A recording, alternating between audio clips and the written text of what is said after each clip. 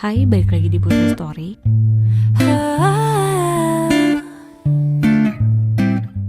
Pada tanggal 30 Mei 2010, Stephanie Flores Ramirez sedang mengikuti turnamen Texas Hold'em di sebuah kasino di Atlanta City, Lima, Peru. Stephanie memberitahu kepada ayahnya bahwa ia akan mengikuti kompetisi poker dan akan pulang setelah selesai. Stephanie tinggal dengan ayahnya. Keluarga mereka cukup terkenal. Ayahnya bernama Ricardo Flores Ramirez, merupakan mantan pembalap mobil dan sedang mencalonkan menjadi presiden. Di keluarganya, Stephanie adalah anak perempuan satu-satunya. Ia merupakan anak yang baik dan tidak pernah menuntut. Ia sedang kuliah di tahun ketiga dan bekerja sampingan di perusahaan kakaknya. Karena tidak juga pulang, ayahnya meminta kakaknya yang bernama Enrique Flores untuk mencari Stephanie. Ia pun mengumpulkan teman-temannya untuk mencari adiknya. Karena pencarian yang tidak berbuah hasil, mereka memutuskan untuk melaporkan kepada kepolisian. Polisi melakukan pencarian ke hotel tempat Stephanie melakukan turnamen dan meminta rekaman CCTV seluruh hotel. Pada rekaman tersebut, terlihat Stephanie memasuki ruangan turnamen pada pukul 3 pagi dan duduk di sebelah laki-laki berambut pirang yang datang terlebih dahulu. Pada jam 5 subuh,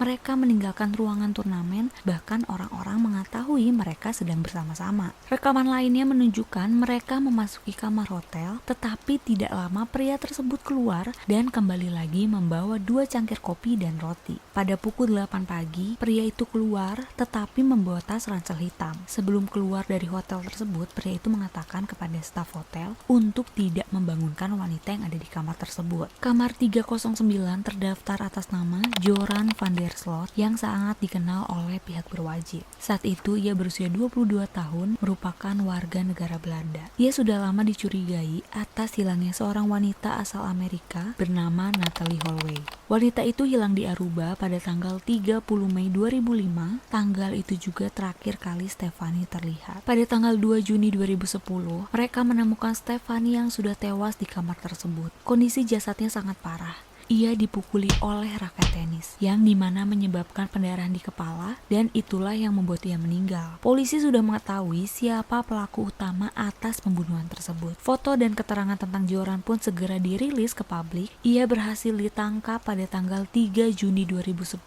di Chili, yang saat itu akan pergi ke Aruba. Polisi mendapatkan laporan dari pacarnya. Saat itu Joran meminta uang kepadanya untuk membeli tiket ke Aruba. Ia berhasil pergi dari Peru ke Chili menggunakan taksi. Joran dibawa kembali ke Peru. Awalnya ia tidak mengakui. Joran mengatakan itu perbuatan seseorang yang masuk ke kamarnya. Tetapi 4 hari kemudian ia mengakui perbuatannya. Dan menurut keterangannya, ia membunuh Stephanie karena saat itu Stephanie membuka laptopnya dan membaca isi pesan tentang keterkaitannya atas hilangnya Natalie. Ia mencoba menjelaskan, tetapi Stephanie malah ketakutan dan memukul Joran. Ia balas memukul Stephanie hingga tewas karena ia takut Stephanie akan melaporkannya ke kepolisian. Tidak ada tanda-tanda pelecehan seksual dan jasad dari Stephanie sendiri memang masih berpakaian lengkap. Polisi menduga motifnya adalah perampokan karena Stephanie kehilangan uangnya. Karena tahu akan dihukum lama, Joran membuat kesepakatan kepada pihak berwenang. Ia berjanji akan memberitahu polisi di mana jasadnya Natalie. Tetapi dengan catatan ia tidak harus menghadapi pengadilan. Tetapi sudah jelas kesepakatan itu ditolak oleh pihak berwajib. Ia pun dihukum selama 28 tahun penjara. Ia mengatakan bahwa kesepakatan itu karena bujukan dari pengacaranya. Pengacaranya mengatakan jika Joran mau melakukan itu, maka ia hanya akan dituntut maksimal 15 tahun dan ia juga mengatakan dipaksa untuk mengakui hal tersebut. Joran tidak pernah dituntut atas kasusnya Natalie, tetapi ia akan diekstradisi ke Amerika atas kasus penipuan dan pemerasan.